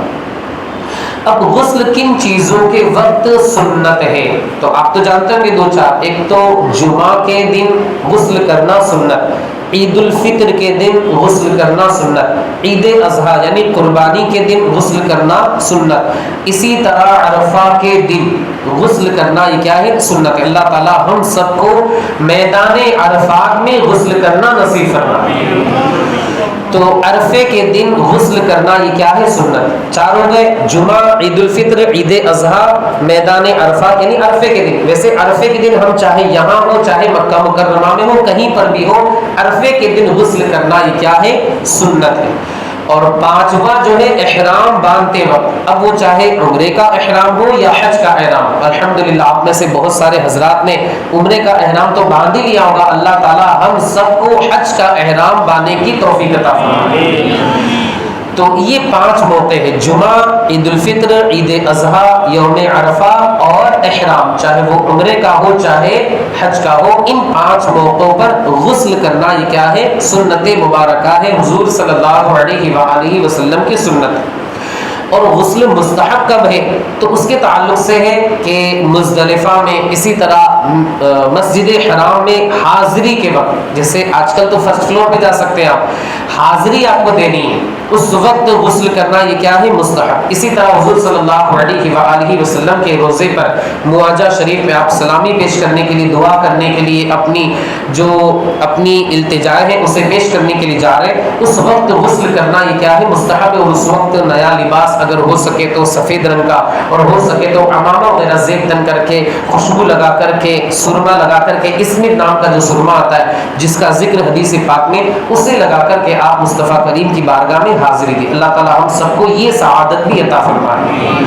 اسی طرح آپ کو طواف کرنا ہے، یعنی آپ عمرہ کرنے جا رہے ہیں تو بھی آپ غسل کر لیں، چلے گا، کوئی مسئلہ نہیں، لیکن آپ حالت احرام میں ہیں تو غسل بہت خطرناک والا آپ کو نہیں کرنا ہے کہ آپ مطلب بالکل وہ پورے اتنی خطرناک آپ نے انداز میں غسل کیا کہ بال وغیرہ نکل گئے اور آپ کے اوپر وہیں پر 500 ریال کا پھٹکا پڑ گیا اور آپ کو دم دینا لازم آ جائے، تو اتنا خطرناک والا آپ کو غسل نہیں کرنا، ہلکا پھلکا۔ اور وضو میں بھی احتیاط کرنا ضروری ہے کہ بال وغیرہ نہ گرے۔ اسی طرح شب قدر جو رمضان کی ہے، شب برات، اس میں تو بتایا بھی تھا کہ کیکری کے پتے کے ذریعے اگر بندہ اسے پانی میں جوش دے کر کے غسل کرتا ہے، پورا سال جادو سے وہ بندہ اللہ کی رحمت سے محفوظ رہے گا۔ تو شب قدر میں بھی اور اسی طرح شب برات میں بھی غسل کرنا یہ کیا ہے؟ مستحب۔ اسی طرح محفل میلاد میں بندہ جا رہا ہے اس کے لیے غسل کرنا مستحب، نیا کپڑا پہن رہا ہے اس کے لیے غسل کرنا مستحب، اور وہ خاتون جس کے استحاضہ کا خون بند ہو گیا تو اس کے لیے بھی غسل کرنا یہ مستحب ہے۔ استحاضہ کسے کہتے ہیں؟ ابھی اس کی تعریف آگے آ رہی ہے۔ ایک بات خاص طور پہ یاد رکھیں، ہو سکتا ہے آپ عمل کرتے ہو یا بہت سارے لوگ عمل نہ کرتے ہو، اندر کی بات کیا ہے گھر کی ہو تو ہمیں پتہ نہیں۔ اگر بندے کے اوپر غسل واجب ہے، یاد رکھیں گے، اگر بندے کے اوپر غسل واجب ہے، اب وہ کوئی چیز کھانا چاہتا ہے، اگر وہ بندہ کوئی چیز کھانا چاہتا ہے، شریعت کا حکم ہے کہ نہا لے، یعنی ضروری نہیں ہے، بہتر یہ ہے کہ نہا لے۔ اگر نہیں نہاتا ہے تو وضو بنا لے، اگر وضو بھی نہیں بناتا ہے تو اس کے لیے بہتر یہ ہے کہ وہ کلی کر لے۔ اگر کلی کیے بغیر وہ بندہ حالت جنابت میں کسی چیز کو کھاتا ہے تو اس سے محتاج ہونے کا اندیشہ ہے۔ اسے آپ یاد رکھیں خاص طور سے کہ جس بندے کے اوپر غسل فرض ہے، اگر وہ بندہ بغیر کلی کیے کوئی چیز کھاتا ہے تو اس بندے کے ساتھ محتاجی کا معاملہ درپیش آنے کا امکان ہے۔ اسے آپ خاص طور سے یاد رکھیں۔ ایک بندہ ہے اس نے قربت کی، اب وہ بندہ دوبارہ قربت کرنا چاہتا ہے تو اس بندے کے لیے بھی وضو بنا لینا یہ کیا ہے؟ مستحب ہے۔ اب اس حالت میں یعنی جس بندے کے اوپر غسل فرض ہے، کون سے کام حرام ہے، کون سے کام کی اسے اجازت ہے۔ سب سے پہلے تو آپ جانتے ہیں قرآن مقدس چھونا اور قرآن مقدس پڑھنا، یہ دونوں کام اس بندے کے لیے حرام ہے جس کے اوپر غسل فرض ہے۔ اسی طرح بیت اللہ کا طواف کرنا یہ بھی اس کے لیے حرام۔ البتہ قرآن مقدس اگر جزدان کے اندر ہے یا پھر آپ کے ہاتھ میں کوئی کپڑا ہے اور آپ نے اس سے پکڑا، اس کی اجازت ہے، کوئی مسئلہ نہیں ہے، لیکن آپ نے آستین سے اس طریقے سے پکڑا تو یہ جائز نہیں ہے۔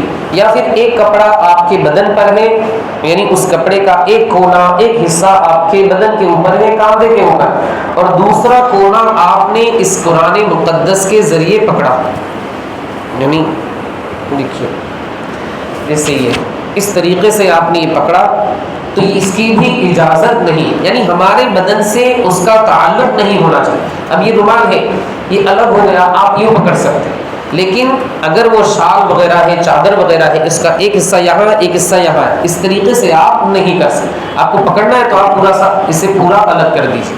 اسی طرح قرآن مقدس، بہت سارے حضرات کہتے ہیں کہ یہاں پر تو قرآن نہیں لکھا ہوا ہے تو اس کو پکڑنا جائز ہے، وہ ہلکے سے مطلب چھوٹا سا گناہ کرنا چاہتے اور اسے بند کر دیں گے تو اس کی بھی شریعت اجازت نہیں دیتی۔ جیسے اگر کسی کو شکایت ہے وضو ٹوٹنے کی، اپنے پاس ایک رومال رکھے، اگر ایسی شکایت ہو جاتی کوئی مسئلہ نہیں، شرمانے کی بات نہیں، رومال اٹھا کر کے جیب سے نکال کر کے قرآن مقدس کو بند کر دے، وضو بنا کر کے آئے، ارادہ ہو تو قرآن مقدس کی تلاوت کرے۔ لیکن یہ والا عمل اور اس میں اپنی جانب سے یہ قیاس کرنا، یعنی اپنی جانب سے دل سے فتویٰ دینا کہ یہاں پر تو قرآن مقدس نہیں، اس کو چھو سکتے، اچھا چھو سکتے ہیں، انہوں نے یہ مان لیا، اپنی طرف سے اجتہاد کیا، پھر ساتھ ہی ساتھ وہ فٹک سے مطلب اتنا ہی پکڑیں گے۔ ارے بھائی جب آپ اجتہاد کر رہے ہیں، فتویٰ دے رہے تو پورا پکڑو، تو وہ بھی نہیں کریں، فٹک سے جلدی سے بند کر دیں، شریعت اس کی بھی اجازت نہیں دیتی۔ آپ یوں بھی اگر بند کریں گے تو آپ کے ہاتھ ہی کا حصہ ہے، اس طریقے سے قرآن مقدس کو چھونا یا اس کی جو جلد ہے، ٹائٹل ہے اور شروع کا جو پیج ہے، اسے بھی آپ ہرگز نہیں چھو سکتے۔ کیوں؟ کیونکہ اس کا تعلق قرآن مقدس سے ہے، اسے آپ ہرگز نہیں چھو سکتے۔ ہاں جزدان جو ہے اس کا تعلق قرآن سے نہیں، وہ ایک الگ چیز ہے۔ جزدان میں اگر قرآن ہے تو اس کو آپ ہاتھ لگا سکتے ہیں، اس کو چھو سکتے ہیں، اس میں کوئی حرج نہیں ہے۔ قرآن مقدس پڑھنا حرام ہے، لیکن کچھ آیتیں، کچھ صورتیں ایسی ہیں کہ اگر بندہ تلاوت کی نیت سے نہیں پڑھتا ہے تو ان کی تلاوت کی اجازت ہے۔ جیسے سورہ فاتحہ، اگر بندہ قرآن کی تلاوت کی نیت سے نہیں پڑھتا ہے، صرف ثنا یعنی اللہ کی حمد و تعریف اور ثنا کی نیت سے پڑھتا ہے، یا اس میں دعا ہے اہدنا الصراط المستقیم، دعا کی نیت سے پڑھتا ہے تو اس کی اجازت ہے۔ اسی طرح آیت الکرسی، اس میں بھی اللہ کی تعریف ہے، اسماء حسنہ ہے۔ اگر بندہ اللہ کی تعریف ہے حمد و ثنا کی نیت سے پڑھتا ہے، تلاوت کی نیت سے نہیں پڑھتا، اس کی اجازت ہے۔ اسی طرح سورہ حشر کی آخری 3 آیتیں اگر بندہ اللہ کی حمد و ثنا کی نیت سے پڑھتا ہے اجازت ہے، لیکن تلاوت کی نیت سے پڑھتا ہے، قرآن ہونے کی نیت سے پڑھتا ہے، یعنی یہ قرآن ہے میں قرآن پڑھ رہا ہوں، اس نیت سے وہ بندہ نہیں پڑھ سکتا۔ اور مجھے ایک حدیث پاک بھی یاد آئی کہ جو بندہ صبح کے وقت سورہ حشر کی آخری 3 آیتیں هو اللہ الذی لا الہ الا ہو، اگر کوئی بندہ صبح کے وقت سورہ حشر کی آخری 3 آیتیں پڑھ لیتا ہے، شروع میں کیا پڑھے گا؟ اعوذ باللہ السمیع العلیم من الشیطان الرجیم۔ حدیث پاک میں میرے آقا فرماتے کہ جو بندہ صبح کے وقت سورہ حشر کی آخری 3 آیتیں پڑھ لیتا ہے، شام تک 1 نہیں 2 نہیں بلکہ 70,000 فرشتے اس کے لیے مغفرت کی دعا کرتے ہیں۔ اور اگر شام میں سونے کے وقت پڑھ لیتا ہے رات میں، تو اگر وہ بندہ رات میں سوتے وقت پڑھتا ہے تو صبح تک 70,000 فرشتے اس کے لیے مغفرت کی دعا کرتے ہیں۔ بہت آسان عمل ہے، پابندی کے ساتھ آپ اول درود شریف پڑھنے کے بعد اسے پڑھ لیں۔ اور آگے میرے آقا مصطفیٰ کریم فرماتے کہ اگر وہ بندہ پڑھ کر کے سو گیا اور اس کا انتقال ہو گیا، اللہ اسے شہادت کے درجے پر فائز فرمائے۔ اس کی بھی آپ کوشش کریں اور باوضو رہنے کی بھی کوشش کریں، اس سے بھی انشاءاللہ آپ کو بہت فائدہ ہوگا۔ اور اگر بندہ باوضو رہتا ہے اور اسی عالم میں یعنی وضو ہی کی حالت میں اس کا انتقال ہو گیا، اللہ اسے بھی شہادت کے درجے پر فائز فرمائے۔ تو اس کی بھی آپ کوشش کریں، ہمیشہ باوضو رہنے کی بھی آپ کوشش کریں۔ اگر کسی نے کوئی چیز اسے ملی ادائے شکر کے لیے، یعنی شکر کو ادا کرنے کے لیے اس نے کہا الحمدللہ رب العالمین، وہ بندہ جنبی ہے، اس کے اوپر غسل فرض ہے، تو شریعت کی طرف سے اجازت ہے کہ اس بندے نے قرآن کی نیت سے اس آیت کریمہ کو نہیں پڑھا بلکہ شکر ادا کرنے کے لیے پڑھا، نیت بدل گئی کوئی مسئلہ نہیں، جائز ہے۔ اسی طرح کسی کو کسی پریشان کو خبر دی گئی، کسی تکلیف کی خبر دی گئی، اس نے پڑھا انا للہ و انا الیہ راجعون، کہ کہا جاتا ہے حاجی صاحب اللہ نے رحمت مدی پہنچی ہوئی پکی ہوئی، جس طرح حضرات بولتے ہیں، اس نے سن کر کے کہا انا للہ و انا الیہ راجعون، تو ظاہر سی بات یہاں بھی اس کی قرآن کی نیت نہیں بلکہ اس نے پریشانی والی خبر سنی، کسی کے انتقال کی خبر سنی، کسی کی تکلیف کی خبر سنی، فوراً اس نے کہا انا للہ و انا الیہ راجعون۔ یہاں پر اس کا ارادہ تلاوت کا نہیں بلکہ یہ خبر سن کر کے اس نے بے ساختہ کہا، لہٰذا وہ بندہ گناہگار نہیں ہوگا۔ اور اس طرح قرآن مقدس کی اس آیت کریمہ کی تلاوت کرنے کی اجازت ہے۔ آیت الکرسی، سورہ فاتحہ، سورہ حشر کی آخری آیتیں، نیت کا اس میں اعتبار ہے کہ اگر بندے کی تبرک کی نیت ہے، برکت حاصل کرنے کی نیت ہے، حمد و ثنا کی نیت ہے یا دعا کی نیت ہے تو بندہ اس کی تلاوت کر سکتا ہے۔ اسی طرح تینوں قل یعنی قل هو اللہ احد، اور اسی طرح قل اعوذ برب الفلق، اور اسی طرح قل اعوذ برب الناس، تینوں قل کی تلاوت بھی کر سکتا ہے، لیکن یاد رکھے لفظ قل جو ہے اسے ہٹا دینا ہے۔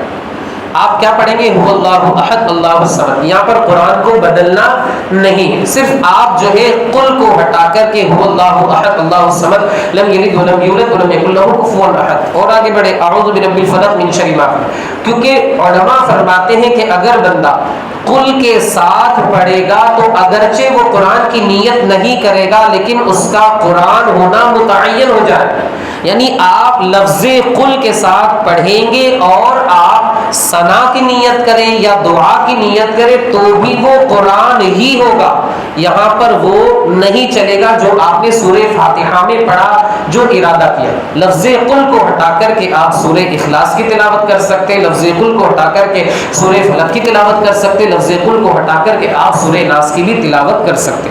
یہ مختصر سے غسل کے مسائل تھے، ویسے تو بہت سارے تھے، آپ انشاءاللہ کچھ اگر شبہ ہو تو بعد میں آپ پوچھ سکتے۔ اب جیسا کہ پوسٹر میں تھا جو مجھے ٹاپک دیا گیا تھا حیض و نفاس، اس کے تعلق سے قرآن مقدس میں اس کا ذکر بھی ہے، وَيَسْأَلُونَكَ عَنِ الْمَحِيضِ قُلْ هُوَ أَذًى فَاعْتَزِلُوا النِّسَاءَ فِي الْمَحِيضِ، کہ اے محبوب آپ کی بارگاہ میں لوگ آ کر کے اس کے بارے میں سوال کریں گے تو آپ ارشاد فرمائیں وہ گندگی ہے، اگر یہ حالت ہے عورت کی تو ان دنوں کے اندر عورت سے دور رہنا ہے۔ یہ قرآن مقدس میں اس کا ذکر ہے، حدیث پاک میں بھی اس کا ذکر ہے۔ حجۃ الوداع کے موقع پر آپ حضرات نے ماشاءاللہ حج کیا ہوگا، عمرہ بھی کیا ہوگا، آپ نے نام سنا ہوگا مسجد عائشہ، آپ نے نام سنا ہے مسجد عائشہ؟ وہ سے لوگ بتاتے کہ 7-8 کلومیٹر، لیکن جب جاتے تو 10-12 کلومیٹر لگ ہی جاتا ہے، مطلب تھوڑی دور لے جاتے وہ لوگ۔ تو اس کا پس منظر کیا ہے میں آپ کو بتاؤں۔ حجۃ الوداع کے موقع پر اللہ کے رسول صلی اللہ علیہ وآلہ وسلم حج کرنے کے ارادے سے ازواج مطہرات کو لے گئے۔ حضرت عائشہ صدیقہ بھی آپ کے ساتھ تھی۔ جب یہ مکہ مکرمہ پہنچی تو ان کے خاص دن جو تھے وہ شروع ہو گئے۔ آپ ذرا سمجھتے ہیں، جب ان کے خاص دن شروع ہو گئے تو یہ رونے لگے۔ رسول کریم صلی اللہ علیہ وآلہ وسلم نے دلاسا دیا، تسلی دی اور ارشاد فرمایا گھبرانے کی کوئی ضرورت نہیں، یہ تو اللہ رب العزت نے بنت حوا یعنی خواتین جو ہیں ان کے لیے یہ چیز رکھی ہے، اور اللہ کی اس میں حکمت ہے، گھبرانے کی کوئی ضرورت نہیں۔ تم یہیں پر رہو، اپنے دن کو گزارو، جب تمہارے ایام دن جو ہے وہ گزر جائیں گے مسجد تو بعد میں بنی، مقام تنعیم جانا، وہاں سے احرام باندھ کر کے آنا۔ حضرت عائشہ کے جو دن تھے وہ پورے ہو گئے، اب وہ تنعیم نام کی جگہ پر گئی، وہاں سے احرام باندھ کر کے مکہ مکرمہ مسجد حرام تشریف لائے۔ اب دیکھیں اسی یاد کو قائم رکھنے کے لیے وہاں پر ایک مسجد بنا دی گئی، اور اسی مسجد کا نام مسجد عائشہ رکھ دیا۔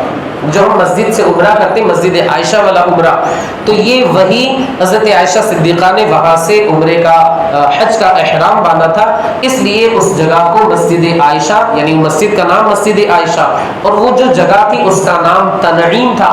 اصل نام اب لوگ بھول گئے، چونکہ مسجد عائشہ سے وہ مشہور ہو گیا ہے تو مسجد عائشہ ہی سے لوگ یاد کرتے ہیں۔ ماشاءاللہ بہت اچھی بات ہے، ہم نشانیوں کو یاد ہی رکھنے والے ہیں، الحمدللہ تبرکات کے ذریعے ہم برکت حاصل کرنے والے ہیں۔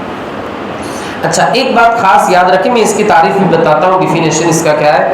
حالت حیض میں یا حالت نفاس میں، یعنی بچہ جننے کے بعد جو خون آتا ہے، یہ دو موقعوں پر کچھ مسلمان گھروں کے اندر بھی بہت نفرت کی جاتی ہے، یعنی اس کو کھانا نہیں بنانے دیتے، اس کا بستر الگ کر دیتے ہیں، اور بالکل نفرت والے کام یا نفرت والا سلوک اس کے ساتھ کیا جاتا ہے۔ بھائی اس کی کیا غلطی ہے، اس کا اس میں کیا قصور ہے؟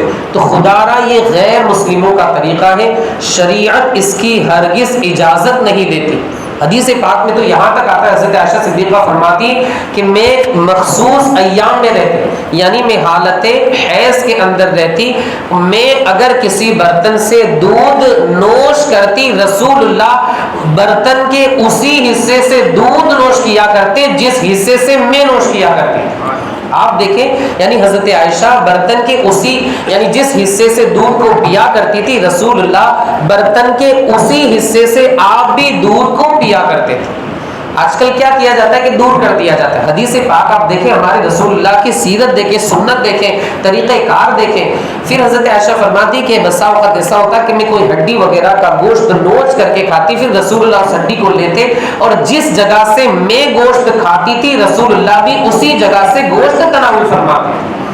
اس سے ہمیں یہ بھی ذہن ملتا ہے کہ ہمیں اپنی بیویوں کے ساتھ کیسا سلوک کرنا ہے۔ ایک تو ہے کہ اس حالت میں ہمیں نفرت نہیں کرنی، دور نہیں رکھنا ہے کہ کھانا نہیں بنانے دینا ہے، نیاز کے پاس تو مت آؤ ورنہ برکت چلی جائے گی۔ خاص طور سے وہ رجب 15ویں شب، جو 15 رجب کو جو نیاز کی جاتی، 22 کو لوگوں نے بنا دیا، اصل جو تاریخ ہے وہ 15 ہے۔ اس میں بھی بہت ساری احتیاط، خواتین کے بہت زیادہ مسئلے کہ جس جگہ ہے وہیں پر رہو، وہیں سے پہنچے گا، آپ باہر نہیں لے جا سکتے، کہیں نہیں لے، ارے آپ دبئی جا کر کے بیٹھ کے آرام سے برج خلیفہ کے سامنے بیٹھ کر کے کھائے، کوئی مسئلہ نہیں۔ یعنی شریعت اس سے نہیں روکتی، شریعت یہ سب گھر کی خواتین کے لال کتاب کے مسائل، میں نے آپ کو کل بھی بتایا تھا۔ تو خدا را ان ساری چیزوں پر آپ کو کام دھرنے کی ضرورت نہیں ہے۔ آپ دیکھیں اگر نفرت کا معاملہ ہوتا تو رسول اللہ صلی اللہ علیہ وآلہ وسلم کا یہ عمل مبارک نہیں ہوتا۔ آپ نے دیکھا ہوگا معجز شریف آپ زیارت کرنے گئے ہوئے اور آپ کو ریاض الجنہ میں بھی نماز پڑھنے کا موقع ملا ہو، وہاں پر ستون بنے ہوئے پلر، عربی اگر آپ آتی ہوگی تو آپ نے دیکھا بھی ہوگا، اسطوانہ لبابہ، اسطوانہ توبہ، اسطوانہ حرس، اسطوانہ وفود، آپ کو شاید کسی نے بتایا بھی، انشاءاللہ کسی موقع پر سب کا تعارف بھی کرائیں۔ ایک ستون کا نام ہے ستون عائشہ، اور ایک ستون کا نام ہے ستون سیر۔ رسول اللہ صلی اللہ علیہ وآلہ وسلم حالت اعتکاف میں ریاض الجنہ جہاں پر ہے یعنی مسجد والا حصہ، وہاں ٹیک لگا کر کے حضرت عائشہ کے حجرے سے تشریف فرما ہوتے تھے، بیٹھے رہتے تھے۔ حضرت عائشہ اسی مخصوص حالت میں رہتی تھی اور اپنے ہاتھوں کو نکال کر اسی حالت میں رسول اللہ کو سر میں کنگھی کیا کرتی تھی۔ آپ دیکھیں اگر نفرت کا معاملہ ہوتا تو حضور صلی اللہ علیہ وآلہ وسلم کا یہ عمل ہمیں دیکھنے نہیں ملتا، بلکہ ایک مرتبہ تو رسول اللہ نے ارشاد فرمایا کہ عائشہ مصلی دو ذرا، تو حضرت عائشہ نے عرض کیا یا رسول اللہ میں مخصوص حالت میں ہوں۔ رسول اللہ نے فرمایا وہ چیز تمہارے ہاتھ میں تو نہیں ہے، لاؤ دو، تکلف کی کیا بات۔ تو آج کل جو ہماری سوسائٹی میں ہمارے معاشرے میں یہ بالکل غلط رسمیں جو غیر مسلموں کی رسمیں پھیل گئی، اسے ہمیں دور کرنا ہوگا اور وہ طریقہ اپنانا ہوگا جو آمنہ کے لال کا طریقہ، طریقے مصطفیٰ کو چھوڑنا ہے۔ وجہ بربادی اسی سے قوم ہوئی دنیا میں بے اقتدار اپنی، ہمیں کرنی ہے شہنشاہ بطحا کی رضا جوئی، وہ اپنے ہو گئے تو رحمت پروردگار۔ اب اس کی حکمت کیا ہے؟ ظاہر سی بات ہے اللہ کے ہر کام میں حکمت ہوتی ہے۔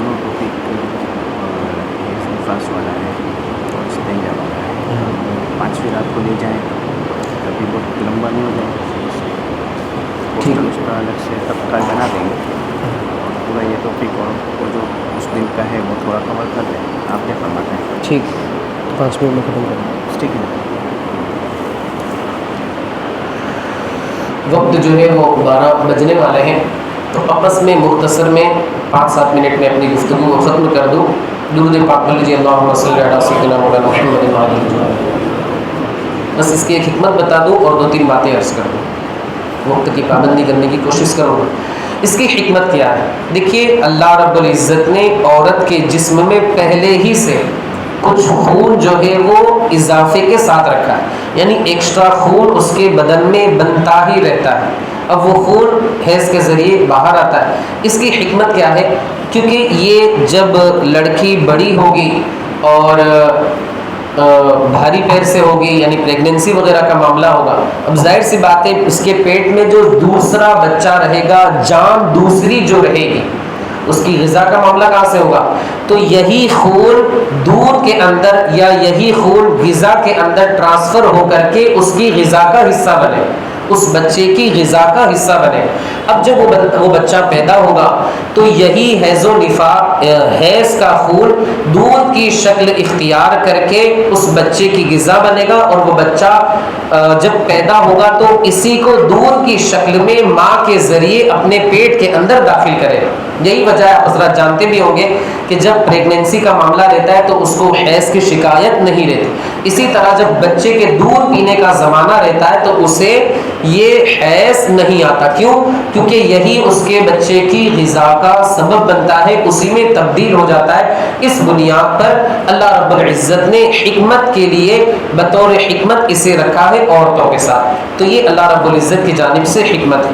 اب صفائی ستھرائی کے بارے میں بس آخری بات عرض کر کے، آپ دیکھیں ہمارے آقا مولا حضور تاجدار مدینہ صلی اللہ علیہ وآلہ وسلم کے جسم اقدس کو اللہ نے ایسا بنایا ہے کہ شارحین حدیث، محدثین کرام، صحابہ فرماتے کہ آپ کے جسم اقدس پر کبھی بھی مکھی بھی نہیں بیٹھا کرتی تھی، اور آپ کے جسم کے اوپر کبھی بھی جوئیں وغیرہ نظر نہیں آئے۔ ویسے تو رسول اللہ کو اللہ نے بے مثل و مثال بنایا، لیکن شارحین حدیث، محدثین کرام یہ بھی فرماتے کہ اکثر و بیشتر بندے کے بدن کے اوپر، یعنی عام بندوں کی بات کریں، اس کے بدن کے اوپر مکھی اس لیے بیٹھتی ہے کہ اس کا بدن گندا رہتا ہے، یا اس کے بالوں کے اندر جو اس لیے رہتے ہیں کہ اس کے بال پراگندہ رہتے، گندے رہتے۔